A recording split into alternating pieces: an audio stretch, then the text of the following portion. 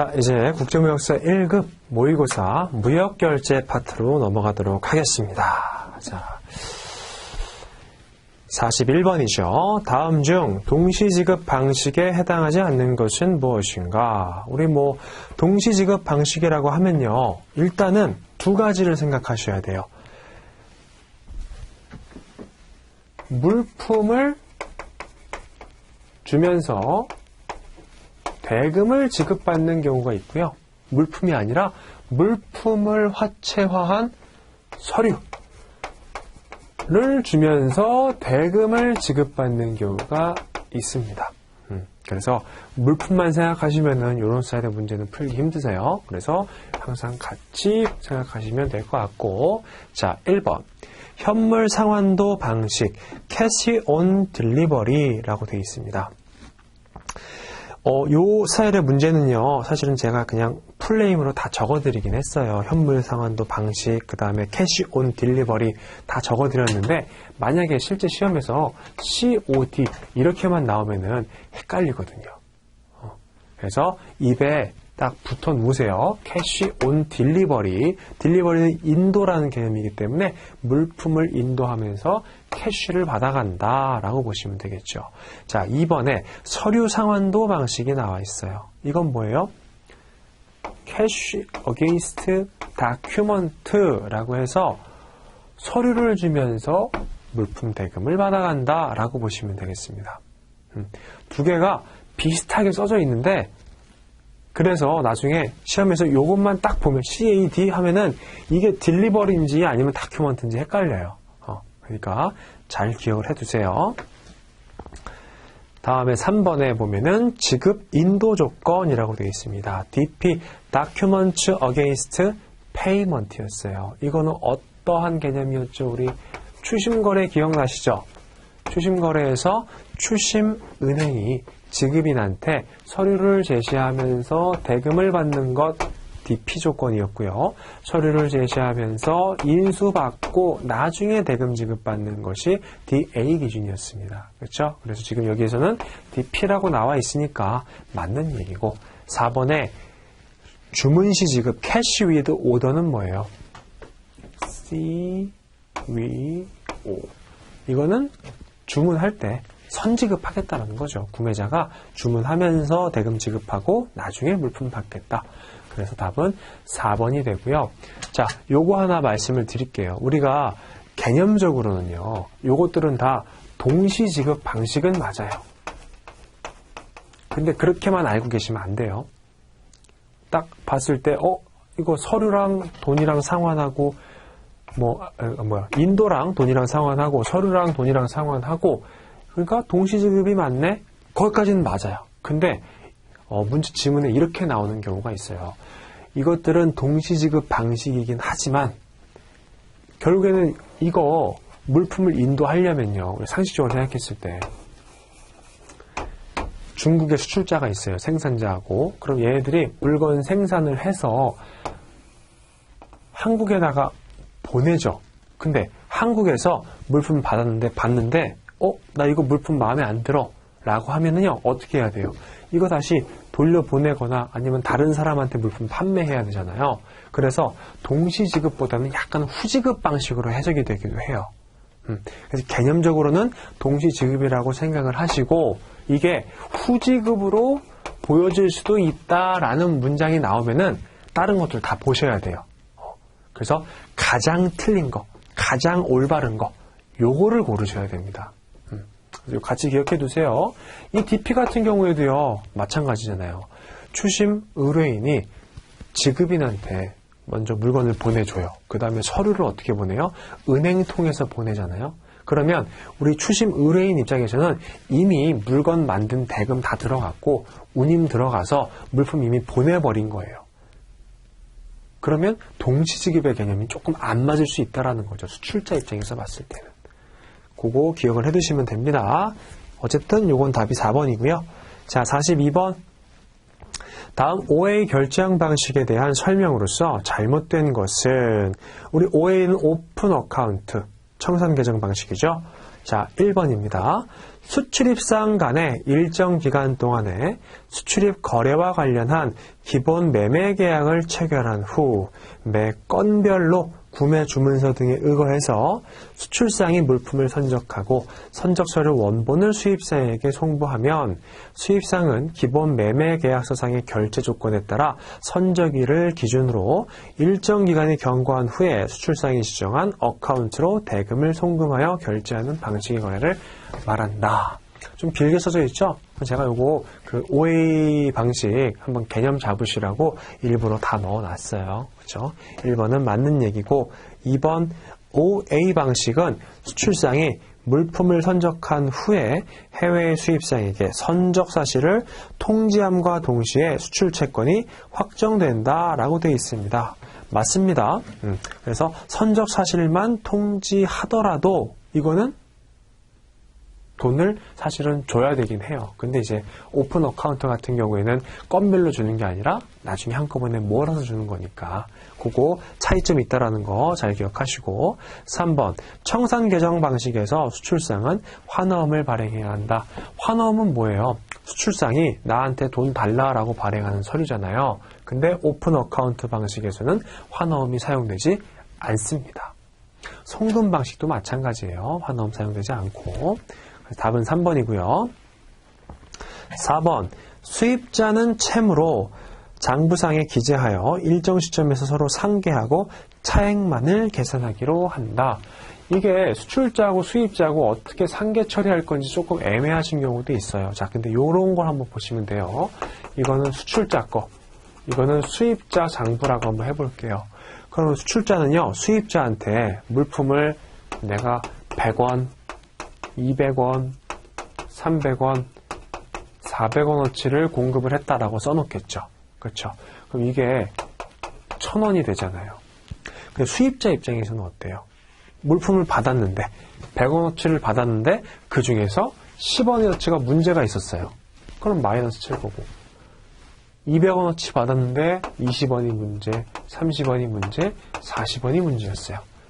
그러면 수입상 입장에서는요. 클레임을 치잖아요.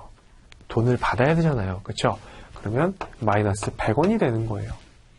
이런 상황일 때 수입자가 수출자한테 1000원 주고 다시 수출자는 수입자한테 100원 주고 이러는 게 아니라 요거 둘의 차액인 900원만 수입자가 수출자한테 주겠다라는 겁니다. 그 내용에 대한 설명이에요.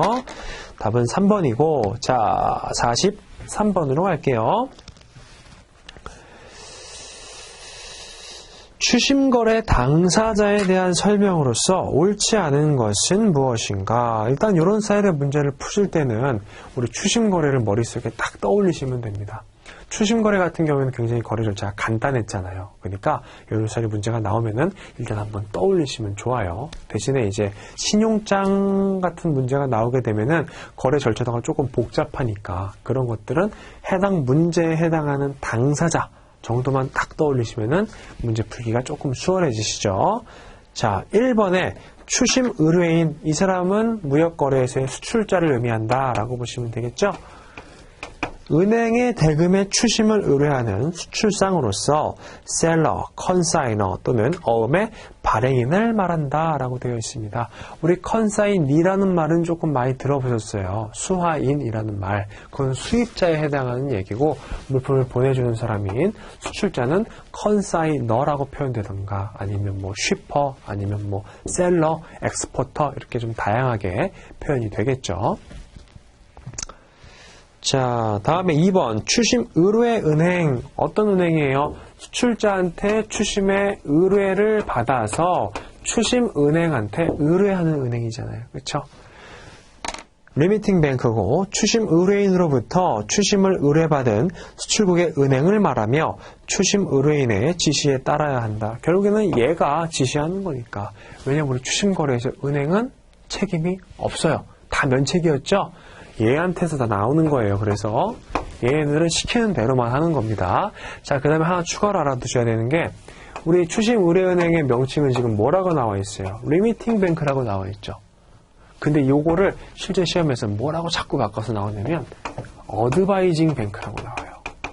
어드바이징 뱅크는 뭐였어요? 신용장 거래소의 통지은행이죠. 그래서 이거를 그냥 문제를 풀다 보면 이게 그냥 맞는 것처럼 보이는 경우가 있어요. 왜냐면 얘도 추심을 이쪽으로 보내는, 통지하는 역할을 하니까 왠지 그럴 것 같아요. 그래서 틀리는 경우가 많거든요, 답을. 요거 주의하세요. 어드바이징 뱅크는 신용장 거래에서 나왔던 애고, 추심 거래소의 추심 의뢰은행은 리미팅 뱅크입니다. 근데 요거는 반대의 경우도 마찬가지예요. 신용장 거래의 통지은행 얘기하면서 영문 명칭을 리미팅 뱅크라고 써놓는 경우가 있어요. 주의하셔야 됩니다. 자, 2번 맞고 3번. 추심은행, 콜렉팅 뱅크죠. 추심에 참가하는 은행 중에서 추심 의뢰 은행을 포함한 모든 은행을 말한다. 어때요? 추심 과정에 참여하는 은행 중에서 추심 의뢰 은행을 제외하고는 전부 다 추심은행이었습니다. 지금 거기에는 포함한다라고 나와 있으니까 틀린 얘기가 되는 거죠. 제외해야 되고. 자, 4번 제시은행. 추심은행이 수입업자의 거래은행이 아닌 경우 제시은행이 존재하며 제시은행은 지급인에게 추심 서류를 제시하게 된다라고 되어 있습니다. 그래서 이런 제시은행 같은 경우에는 추심은행의 일종이다, 종류다라고 보시면 되겠죠. 답은 3번이네요. 자, 44번. 다음 URC 오들들. 이거 제가 말씀드렸죠. URR 같은 경우에는 상환 관련된 거, reimbursement. URC는 콜렉션, 추심 관련된 겁니다. 추심의 정의에 대한 설명이다. 옳지 않은 것은 1번. 추심에서 서류라 함은 금융 서류만을 의미한다 라고 되어 있습니다. 맞아요? 틀려요? 틀린 얘기예요. 추심 거래에서 서류라고 하면요, 금융 서류하고 상업 서류를 전부 다 얘기를 해요. 그럼 금융 서류의 종류가 뭐 있었어요? 대표적으로 환어음 이런 거 있었고, 그 다음에 상업 서류의 종류에 상업 서류인 거는 뭐 상업 송장이라든지 이런 서류들 있었죠. 자, 그래서 1번 틀렸습니다. 2번 금융 서류라 함은 환어음, 약속음, 수표, 기타, 금전의 지급을 취득하기 위하여 사용되는 유사한 증권을 의미한다. 영어로는 뭐라고 써져 있어요? Financial. 돈 때문에 왔다 갔다 하는 서류라는 거예요. 돈 때문에. 그래서 3번 볼게요. 상업서류, Commercial Document, 상업송장, 운송서류, 권리증권, 기타 이와 유사한 서류로서 또는 그 밖의 금융서류가 아닌 모든 서류를 의미한다. 우리 무역거래에서는요, 서류가 굉장히 많이 나와요. 근데 금융서류라고 하는 건 딱 지정이 되어 있죠. 뭐 환어음이라든지 이런 것들. 근데 그게 아니면 일단 전부 다 상업서류라고 보시면 될 것 같습니다. 그럼 팁이 뭐예요? 금융서류가 뭔지를 알아놓으면 나머지는 그냥 다 상업서류다라고 생각하시면 되잖아요. 그렇죠? 몇 개 안 되니까 외워두세요. 자, 다음에 4번 무담보 추심이라 함은 상업서류가 첨부되지 아니한 금융서류의 추심을 의미한다. 금융서류의 추심이다. 그럼 뭐예요? 여기 수출자, 추심 의뢰인이 어떤 서류만 보내는 거예요? 환어음만 딱 발행을 해가지고 보내는 거예요. 그럼 이 지급인 같은 경우에는 어때요? 얘 입장에서는 이 서류를 추심은행한테 받아오는 이유가 뭐 받으려고 하는 거예요? BL 받으려고 하는 거잖아요. BL 받아가지고 운송인한테 전달해서 물품 수령할 수 있도록 하려고 하는 건데 BL 없이 그냥 환호음만 줘요. 그럼 어때요? 안 하거든요. 그래서 이렇게 무담보 추심, 즉 클린 콜렉션 같은 경우에는 출입거래에서는 잘 사용되지는 않습니다. 알아두시면 됩니다. 자, 1번이 답이었고 45번 다음 추심 결제 방식의 장점 및 단점에 대한 설명으로서 옳지 않은 것은 1번 수입상은 신용장 발행 수수료를 절약할 수 있고 은행에 담보를 제공하지 않아도 된다.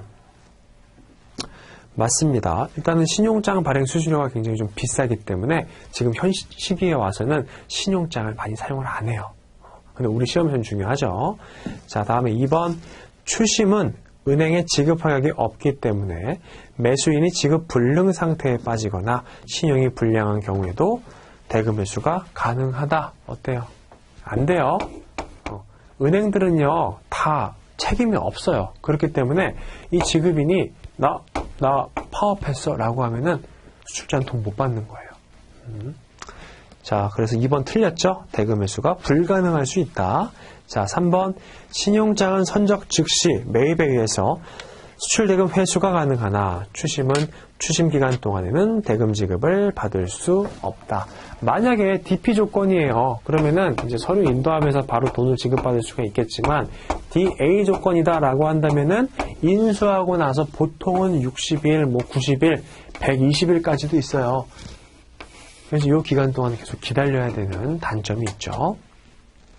4번 신용장 방식에서는 대부분의 국가가 그 준거법으로서 범세계적인 신용장 통일 규칙에 의존하고 있지만 추심결제 방식에서의 모든 어음 행위는 준거법으로서 국제상업회의소의 추심에 관한 통일 규칙을 적용하기에 앞서 상업, 어음, 거래 약정이나 행위지 국내법의 구속을 받기 때문에 추심 당사자 간의 분쟁이 야기된 때에는 해결에 어려움이 따를 수 있다.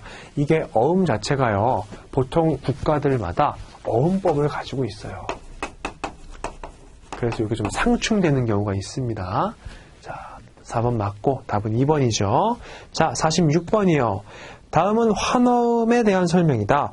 빈칸에 들어갈 내용을 잘못 기재한 것은 환어음이란 이것이 지급인인 제3자로 하여금 증권상에 기재된 일정 금액을 증권상에 기재된 또는 그 지시인 또는 무엇에게 지급일에 일정 장소에서 지급할 것을 무조건적으로 위탁하는 요식 유가증권이며 무엇이다 라고 되어 있습니다. 자, 1번에 뭐가 들어갈까요? 환어음이란 어음 발행인이 어음을 발행한 사람이 지급인인 제3자로 하여금 증권상에 기재된 어떤 일정 금액을 증권상에 기재된 돈을 받을 자격이 있는 수취인 또는 그 지시인 또는 소지인에게 지급일에 일정 장소에서 지급할 것을 무조건적으로 위탁하는 요식 유가증권이죠. 그렇죠? 여기까지는 다 맞아요. 그래서 1, 2, 3번은 맞는 내용입니다. 근데 4번 뭐라고 들어가 있어요? 비유통증권이다 라고 되어 있는데 일단 권리증권이면요. 유통이 가능하다라고 보셔야 돼요. 그리고 이거 환어음 자체는 배서에 의해서 양도가 가능하기 때문에 유통이 되는 거죠. 그래서 4번은 비유통이 아니라 유통증권이다 라고 해서 4번이 답입니다. 자, 47번. 다음 중 환어음의 필수 기재사항으로서 올바른 것을 모두 기재한 것은 이라는 문제가 나와 있어요. 자, A. 발행일 및 발행지. B. 만기의 표시. C. 지급인의 명칭. D. 환어음의 문헌 표시. E. 무조건 지급 위탁 문헌. F. 수취인의 표시. 이렇게 A, B, C, D, E, F가 나와 있는데 이거 다 어때요? 전부 다 필수 기재 사항이에요. 그렇죠? 그래서 이 문제 통해서 정리하시면 되겠습니다. 자, 48번. 매입신용장 기준에 의해서 환어음을 작성할 경우에 대한 설명으로서 옳지 않은 것은 무엇인가? 자, 여기 네모칸에 들어가 있는 게 환어음의 양식이에요. 그렇죠? 근데 빈칸이 뚫려져 있죠? 자, 처음에 넘버 들어가고, 날짜 들어가고, 그 다음에 숫자 금액 들어가고, 그 다음에 장소 들어가고, 잘 나와 있어요. 자, 1번. 기억, 일람불 환어음을 의미한다. 어떻게 체크가 되어 있어요? at 사이트 나와 있잖아요. 일람, 그쵸? 일람불이고, of this first bill of exchange, pay to, 그 다음에 니은에는 누가 들어가요? 해당 대금을 받을 수취할 사람이 들어가는 거죠. 자, 2번. 매도인의 환어음 및 서류를 매입은행이 매입한 경우 매입은행명을 통상적으로 기재한다. 그래서 신용장 거래에서는 일반적으로 발행인이 수익자, 수취인이 매입은행, 지급인이 개설은행 이렇게 들어갔었죠. 2번 내용 맞고요. or the sum of 나와 있고 여기에는 이제 문자 금액이 들어갑니다. value received and charge the same to account of 다음에 drawn 여기 account of 다음에는 보통 수입자 우리 신용장으로 따졌을 때는 개설 의뢰인이 들어가고요. 그 다음에 drawn under 들어가 있죠. 그 under 다음에는 일반적으로 개설은행이 들어가요. 자, 3번 신용장 개설은행을 기재하고요. LC 넘버 쫙 나와 있고 dated blank라고 나와 있습니다. 자, 여기 리을에는요. 신용장 만기일이 아니라 보통 발행일자가 기재가 돼요. 그래서 리을은 틀렸습니다. 답은 4번이 되겠죠. 자, 다음에 넘어갈게요. 49번. 다음 내용으로서 발행되는 신용장으로 옳은 것은 무엇인가? 수출입 상품 대금의 결제를 목적으로 하는 화환신용장이 아니래요. 그리고 금융이나 보증을 위해서 발행되는 특수한 조건의 신용장이다 라고 되어 있습니다. 자, 우리 그러면 1번부터 4번까지를 한번 보시면요. 회전신용장, 보증신용장, 일람지급신용장, 매입신용장 이렇게 나와 있어요. 뭐 같으세요, 답이? 2번에 보증신용장이 되겠죠. 우리 1번, 3번, 4번 같은 경우에는 그냥 일반 신용장 거래 절차도 보실 때도 여러 번 설명을 드렸어요. 근데 보증신용장 같은 경우에는 내가 돈을 누군가한테 빌리려고 하는데 그 사람이 보증인을 세우라는 거예요. 그래서 다른 사람 보증인 세워서 돈을 빌리는 경우 이런 경우에 사용되는 신용장이었죠. 그래서 일반 무역거래에서는 잘 사용되지 않는 그런 스타일의 신용장입니다. 답은 2번이에요. 자, 50번. 다음 중 화환신용장 통일규칙에서 안어의 의미에 해당하지 않는 것은 무엇인가? 자, 우리 신용장에서 봤을 때는요, 보통 두 가지 개념이 나왔어요. 안어 또는 negotiate. 이거 뭐예요? 대금 결제라는 얘기도 있고 그냥 결제라고 하기도 하고 하는데 결제라고 할게요. 결제에는 지급과 인수가 있었습니다. 그리고 이 지급에는 일람 지급하고 연 지급이 있었고요. 그 다음에 이 negotiate는 뭐예요? 매입이었죠? 그래서 크게 보면 우리가 개념이 3개가 있는 거예요. 지급신용장, 인수신용장, 매입신용장. 그래서 안어를 할 수 있는 주체는 누구였어요? 개설은행. 근데 그 개설은행은 뭐 못해요? 매입은 못했어요. 대신에 확인은행 같은 경우에는 안어도 할 수 있었고 네고시에이트도 할 수가 있었습니다. 거기 신용장 UCP 600의 7조, 8조 이쪽 부분에 나와 있던 얘기고 자, 그래서 이제 안어에 대한 설명이에요. 1번, 신용장이 일람 지급에 의해서 사용될 수 있는 경우에 일람 후 지급하는 것. 일람을 한 다음에 대금을 지급해요. 결제해요. 그러면 안어죠. 2번, 신용장이 연지급에 의하여 사용될 수 있는 경우 연지급 확약 의무를 부담하고 만기일에 지급하는 것. 요 연지급 신용장. 그렇죠? 맞는 얘기고 3번에 신용장이 인수에 의하여 사용될 수 있는 경우 수익자에 의하여 발행된 환어음을 인수하고 만기일에 지급하는 것. 이거 뭐예요?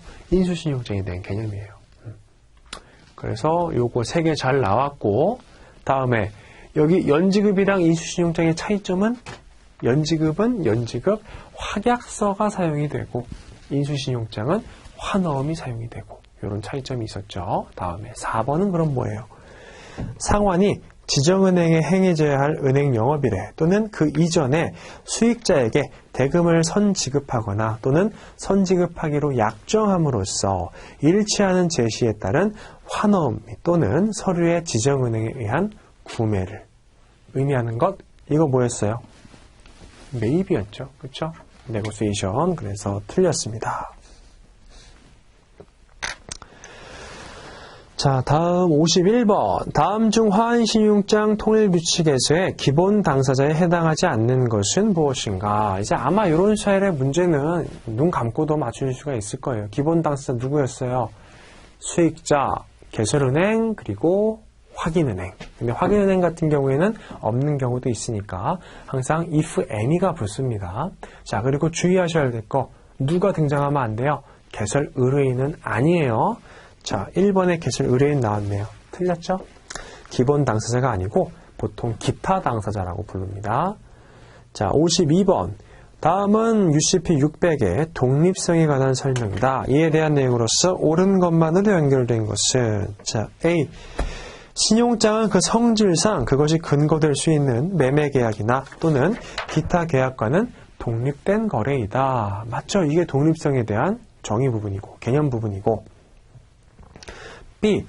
은행은 매매계약에 관한 어떠한 참조사항이 신용장에 포함되어 있다 하더라도 그러한 계약과는 아무런 관계가 없으며 또한 이에 구속되지 아니한다. 맞죠? 독립성에 대한 내용. C. 은행은 서류를 취급하는 것이며 서류와 관련될 수 있는 물품, 용역 또는 이행을 취급하는 것은 아니다. 자, 이 내용 자체는요. UCP 600에 들어가 있는 내용은 맞아요.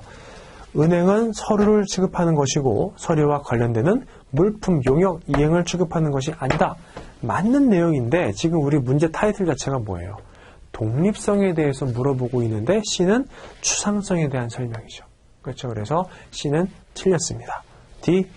개설은행은 신용장의 필수적인 부분으로서 근거계약의 사본, 견적송장 등을 포함시키고자 하는 어떠한 시도도 저지하여야 한다라고 되어 있습니다. 왜 그래요? 신용장이 독립적인 거니까. 그렇죠? 다른 거 갖고 들어온다? 이거 다 막는 거예요. 그거 신용장으로만 해결하자 이런 뉘앙스입니다. 그래서 답은 A, B, D가 맞으니까 2번이 되겠네요. 자, 53번 UCP 600이 적용되는 경우 다음에 신용장에서 요구하는 서류로 옳지 않은 것은 자, 46A Documents Required 라고 되어 있습니다. 자, 이거 어떤 거 같아요? 이거 우리 많이 풀어보셨어요? 이런 스타일의 문제.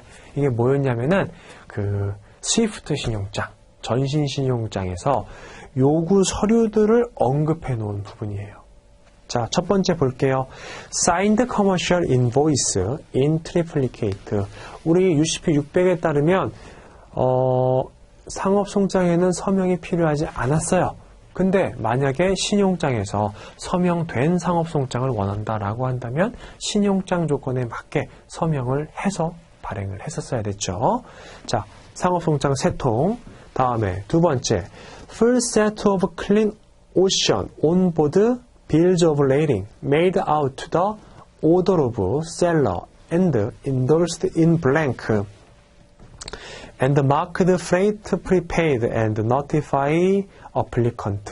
선화증권에 대해서 얘기하고 있는 거고 가장 두드러진 특징은 일단은 본선 적재 선화증권이어야 한다. 그리고 풀세트, 전통이 들어와야 된다. 그리고 운임은 freight prepaid, 선지급이라고 기재가 돼 있어야 된다라고 돼 있죠.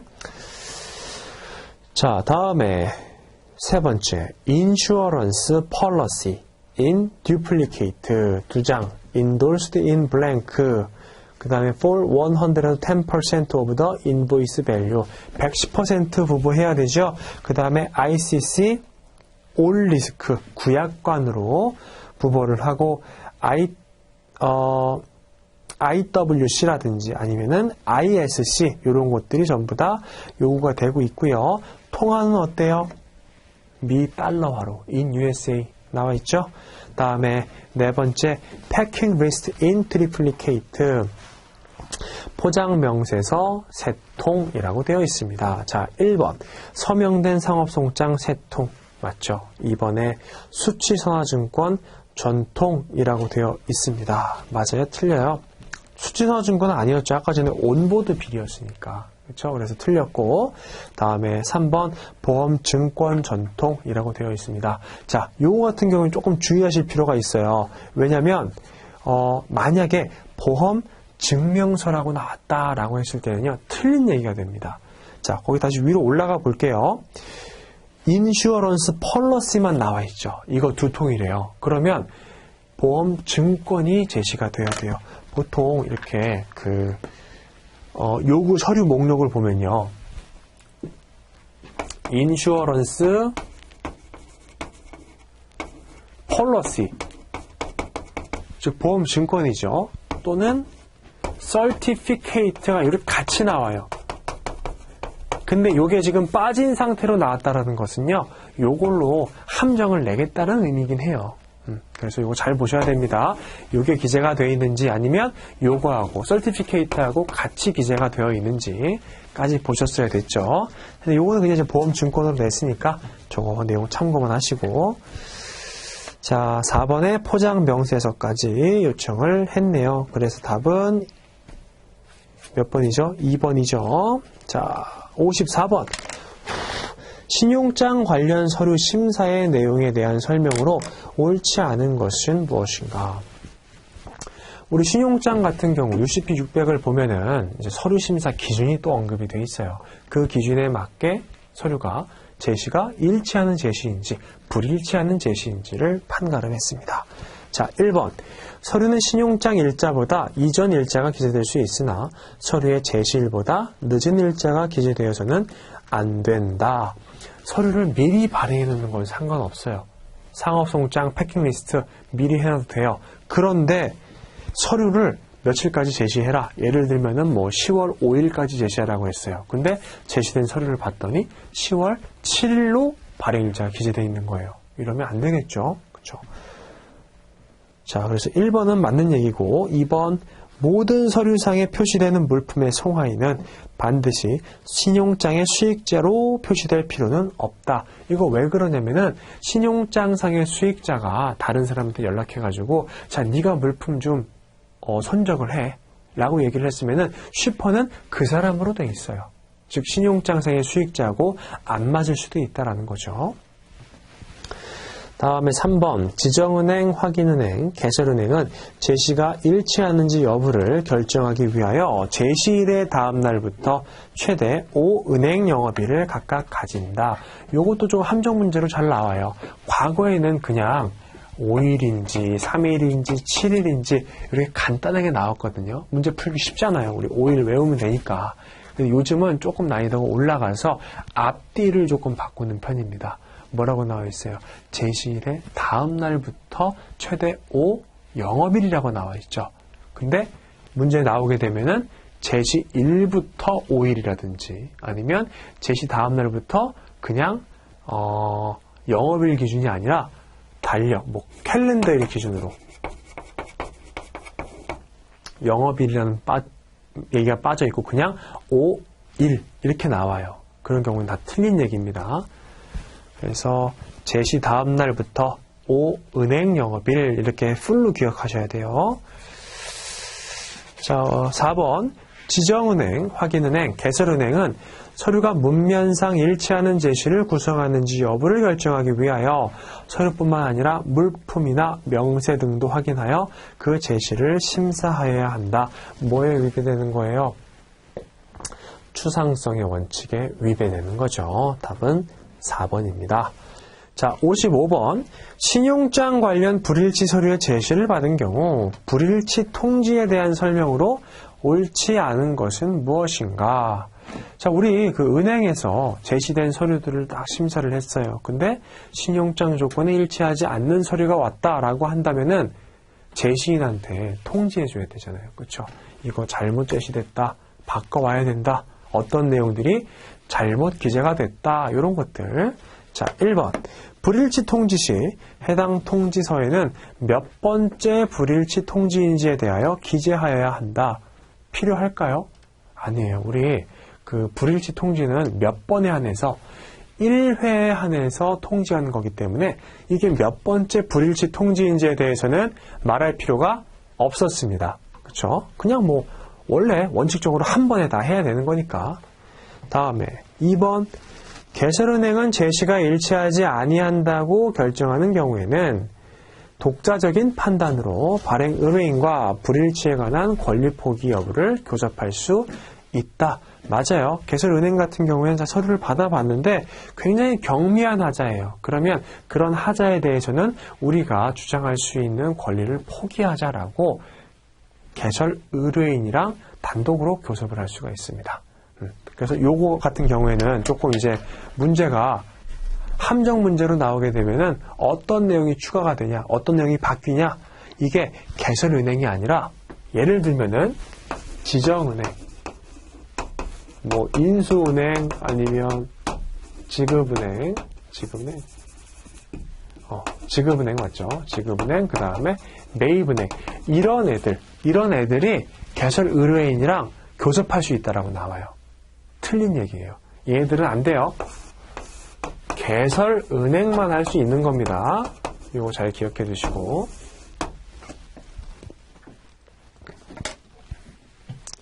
3번 지정, 확인, 개설은행은 제시가 일치하지 아니한 것으로 결정하는 경우에는 지급이행이나 매입을 거절할 수가 있다. 맞는 내용이고, 4번 불일치의 통지는 제시일의 다음 제5은행 영업일의 마감 시간까지 행해져야 한다. 마감 시간이 지나가게 되면 안 돼요. 그래서 답은 1번이고, 자, 56번 신용장 관련 원본 서류 및 사본에 대한 설명으로서 옳은 것은 무엇이냐? 1번에 원본의 제시는 필요하지 않다. 필요해요, 안 해요? 최소한 원본 한 통은 들어가야 됩니다.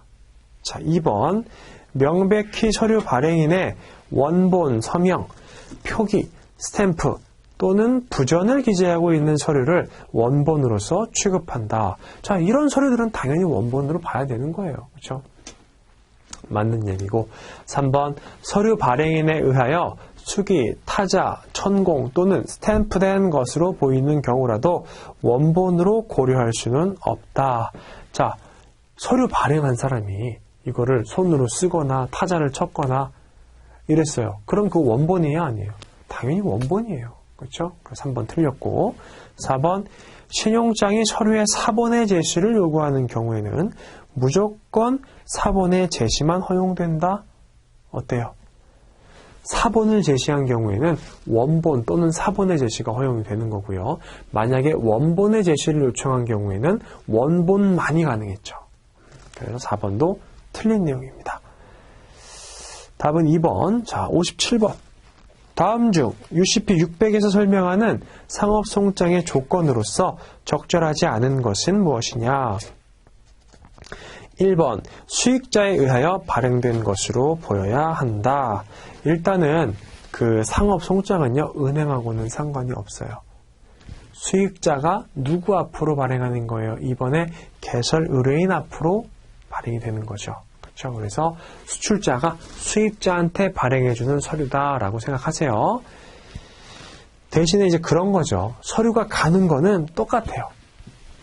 서류는 결국에는 우리 신용장 조건에서는 은행 통해서 가는 거니까 수익자가 발행을 해서 뭐 중간에 지정은행 거쳐가지고 개설은행한테 가고 이 개설은행이 나중에 개설 의뢰인한테 주는 거는 맞아요. 그런데 이 수익자가 발행한 이 상업송장상에 이 상업송장을 받는 사람, 물품을 받는 사람이 개설은행이 들어가면 안 되고 누구? 개설 의뢰인의 이름이 들어가야 된다라는 거죠. 그거 좀 주의하시고, 자, 다음에 3번 포장 명세서와 동일한 통화로 작성되어야 한다. 동일한 통화로 작성되어야 하는 건 맞는데 포장 명세서가 아니라 신용장입니다. 그래서 3번 틀렸습니다. 4번 서명될 필요가 없다. 맞아요. 상업송장은 UCP 600에서는 서명될 필요가 없다라고 해놨어요. 그렇지만 나중에 신용장 조건을 보게 되면은 여기에서 항상 사인드 커머셜 인보이스를 원해요. 그렇게 되면은 서명을 해서 보내줘야겠죠. 자, 다음에 58번 문제. 다음 중 UCP 600에 직접적으로 언급된 일치하는 제시를 판단하는 기준이 아닌 것은 무엇인가? 1번에 UCP 600을 기준으로 해서 또는 3번 국제표준은행 관행에 기초해서 다음에 4번 신용장 조건에 기초해서 일치하는 제시인지 아닌지를 판단을 합니다. 그렇죠? 이렇게 세 가지 기억해 두시고 2번에 나와 있는 판례 같은 경우에는 해당되지 않아요. 자, 59번. 다음 중 UCP 600에서 설명하는 복합 운송 서류에 대한 설명으로서 적절하지 않은 것은 무엇이냐? 우리 19조부터는요, 운송 서류의 조건에 대해서 나와 있었어요. 그래서 이 운송 서류는 누가 발행을 해야 되고, 누구에 의해서 서명되어야 되고, 이런 내용들이 쫙 기재가 되어 있었습니다. 자, 1번. 운송인의 명칭을 표시하고 운송인 등에 의하여 서명되어 있어야 한다. 누가 운송하는지, 그 다음에 그거에 대한 서명까지 들어가 있어야 돼요. 자, 근데 만약에 이 서명을 대리인이 했어요. 그런 경우에는 2번 볼게요. 대리인에 의한 모든 서명은 그 대리인이 운송인을 대리하여 서명하였는지 또는 선장을 대리하여 서명하였는지를 표시하여야 한다. 우리 일반적으로 대리인이 서명하면요, 원래는 이렇게 써야 돼요. 그냥 뭐 무역 서류가 아니더라도 일반적으로 내가 서명권자가 아닌데 그 사람이 자리를 비웠어요. 장기 출장을 갔어요. 그런 경우에 서명을 어쩔 수 없이 해줘야 된다라고 하는 경우에는 서명을 내가 이렇게 하고 거기에 내가 대신해서 서명을 했다. 혹은 뭐 누구 대신해서 서명을 했다. 이런 내용까지 넣어주는 편입니다. 자, 3번. 단일의 운송 서류 원본 또는 2통 이상의 원본으로 발행된 경우에는 운송 서류상에 표시된 대로 전통이어야 한다. 일단은 이 복합 운송 서류도 그렇고 선화증권도 그렇고 뭐예요? 유통이 가능하죠? 그렇기 때문에 권리증권이에요. 그러면 이거는 무조건 전통이 다 와야 된다라고 생각하시면 됩니다. 자, 다음에 4번. 복합 운송 계약에 따른다는 어떠한 표시도 포함하고 있지 아니어야 한다. 자, 이거 뭐 19조 자체가 복합 운송을 하게 되면은 발행되는 서류에 대한 얘기인데 복합 운송 계약에 따른다는 표시가 없어야 된다. 말이 안 되는 거죠. 보통 뭐가 없어야 돼요? 용선 계약에 따른다라는 표현이 없어야 돼요. 요건 제가 설명을 드린 적이 있는데 용선 계약 같은 경우에는 이 배를 빌린 사람이 만약에 이 배 빌린 돈을 안 주잖아요. 선주한테. 그러면 이 선주가 이 운송되고 있는 이 배를 갑자기 멈출 수가 있어요. 운송하지 마라. 이렇게. 그렇게 되면 은행 입장에서는 당황스러운 거죠. 그러니까 이 용선 계약은 웬만하면은 안 받습니다. 자, 답은 4번이고, 자, 60번. 다음 중 UCP 600에서 설명하는 분할 어음 발행이나 선적에 대한 설명으로서 적절하지 않은 것은 무엇이냐라고 나와 있습니다. 자, 1번 분할 어음 발행은 허용이 된다. 2번 분할 선적은 허용이 된다라고 나와 있습니다. 요거 두 개는 맞는 얘기죠. 자, 그렇죠. 그 다음에 이제 3번을 한번 볼게요. 상이한 운송수단에 그리고 동일한 운송을 위하여 출발하는 선적을 증명하는 2조 이상의 운송서류를 구성하는 제시는 이들 서류가 동일한 목적지를 표시하고 있는 한 이들 서류가 상이한 선적일 또는 상이한 적재항, 수탁지 또는 발송지를 표시하고 있더라도 분할 선적이 행해진 것으로 보지 않는다라고 되어 있습니다. 자, 우리 분할 선적이 뭐예요? 일반적으로 우리가 100개 물품을 100개 실어야 되는데 여기에 70개 싣고 여기에 30개 실었어요. 즉 100개를 분할해서 선적했다라는 의미예요. 자, 요거는 분할 선적이 명확한데 그러면 이런 경우가 있잖아요. 요거는 좀 간단하게 이제 설명을 드릴게요. 했던 얘기니까. 자, A에서 출발해서 B로 가서 물품을 더 싣고 C까지 가겠대요. 목적지로. A에서 50개 실었어요.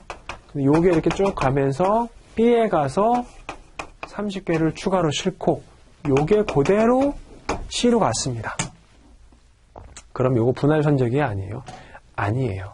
즉 그 3번 보기에서 처음에 나오는 상이한 운송수단 그 내용만 빼요. 그게 동일한 운송수단이라고 바뀌게 되면 즉 똑같은 배가 계속해서 움직이게 되면은 그거는 분할 선적이 아니에요. 근데 요거는 어때요? 배가 상이한 배잖아요. 이건 분할 선적이에요. 그래서 그거에 조금 집중하셔서 보시면 되겠습니다. 자, 4번. 제시가 2조 이상의 운송서류를 구성하는 경우에는 운송서류의 어느 한 조에 증명된 대로 최종 선적일은 선적일로 본다. 자, 여기에서 발행받은 운송 서류에 기재된 선적 일자하고요. 여기에서 발행받은 운송 서류의 선적 일자하고는 다르겠죠. 그렇죠. 뭐 하루라도 차이가 날 거예요. 그러면 수출자하고 수입자는 사실은 언제까지 선적을 하자. 9월 19일까지 선적을 하자라고 얘기를 했어요. 근데 A에서는 선적 일자가 9월 17일이었고 B에서는 선적 일자가 9월 20일이었어요. 이런 경우에 어떻게 해석하라는 거예요? 최종 선적일을 여기에서 선적한 요 날짜를 선적일로 보라라는 거죠. 그래서 이런 경우라고 한다면은 계약 위반이 되는 겁니다. 자, 그렇게까지 해서 답이 60번에는 3번이 되겠습니다. 자, 61번부터는요, 잠깐 쉬었다 할게요.